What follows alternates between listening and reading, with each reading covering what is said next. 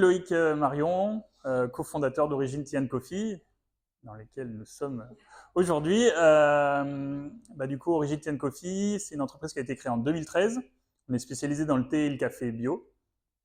On est engagé depuis la création de l'entreprise dans une démarche éco-responsable, en ne travaillant qu'avec des thés et des cafés bio.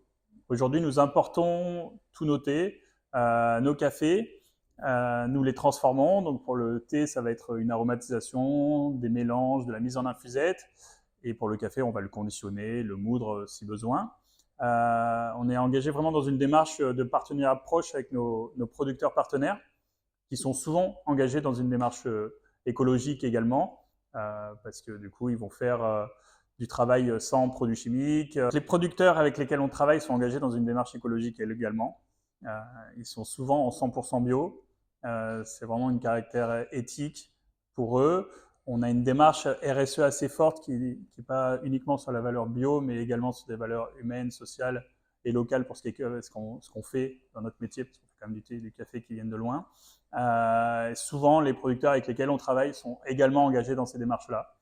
Je pense à un producteur, par exemple, au Brésil, qui nous fait notre maté. Il ne fait que du maté bio, qui est cultivé uniquement autour de son installation, et toutes les cultures sont vraiment autour.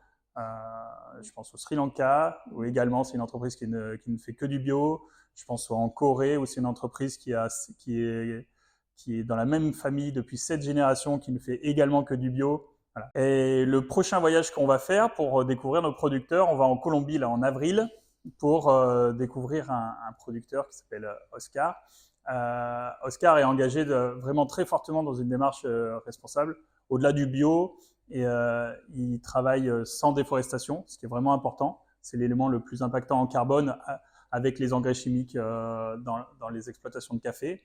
Il va retravailler toutes ces cerises de café, donc toute cette pulpe-là qui émet souvent beaucoup de méthane, pour en faire des engrais. Donc il a vraiment énormément d'actions éco-responsables. C'est un café qu'on va transporter à la voile et qu'on va torréfier ici dans notre atelier, sur lesquels on va en parler après. On vient d'installer des panneaux solaires, de façon à avoir une démarche vraiment éco-responsable du début à la fin. Et ce sera certainement l'un des cafés les plus écologiques de France à sa sortie en novembre. On est arrivé dans ce nouvel atelier en 2021.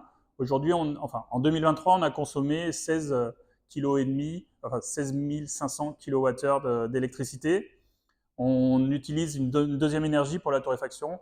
Pour le moment, on n'a pas le choix. On utilise donc du gaz. On a consommé 56 000 kWh en 2023. Au total, on est à peu près à 70 000 kWh d'énergie consommée sur l'ensemble de notre activité, grâce à l'installation photovoltaïque qui vient d'être mise en ligne. On va produire de l'ordre de 140 000 kWh d'électricité, ce qui couvre le double de nos besoins. Donc on peut encore doubler notre production, et on sera toujours dans notre logique d'être neutre en énergie. Le premier choix pour nous, ça a été vraiment un critère écologique, éco-responsable, mais c'est aussi économiquement rentable aujourd'hui d'installer des panneaux solaires, il ne faut pas se le cacher. C'est ce qui fait que du coup on est allé au bout du projet assez vite. On est arrivé dans ce nouveau bâtiment en 2021, et 2 ans et demi plus tard, on a déjà les panneaux sur le toit. Donc l'installation solaire qu'on a construite avec Voltania a été vraiment adaptée à notre environnement et à notre bâtiment, pour qu'il s'intègre le mieux possible. Donc c'est un bâtiment industriel, donc sur le toit c'est assez facile. Il y a plus ou moins 700 mètres carrés de panneaux. Du coup, on va utiliser toutes les pans sud et un petit peu de pans au nord, parce qu'il nous restait un petit peu de place disponible, tout en gardant tous les puits de jour disponibles. On favorise énormément, on avait fait un travail quand on avait retravaillé les faux plafonds de l'atelier, de façon à avoir beaucoup de lumière naturelle et d'utiliser assez peu de lumière produite par l'électricité. La collaboration avec Voltania s'est passée de manière très fluide dès le début du projet. Le projet, on l'a étudié à l'été 2022. Il y a eu un moment de prise de décision qui a duré à peu près 6 mois chez nous. On avait consulté évidemment d'autres prestataires. On a signé, je crois, au printemps 2023, et du coup l'installation a été faite en fin d'été 2023 pour un raccordement à l'automne 2023 en autoconsommation, puis au réseau tout début 2024. Tout s'est passé de façon très fluide, plus ou moins dans le délai qu'on s'était donné dès le début. Donc, ça va produire, j'ai l'impression, d'après les premiers chiffres, au moins autant que ce qu'on s'était donné. Donc, c'est plutôt rassurant. On fera un petit reporting dans un an pour vous dire si on a produit autant.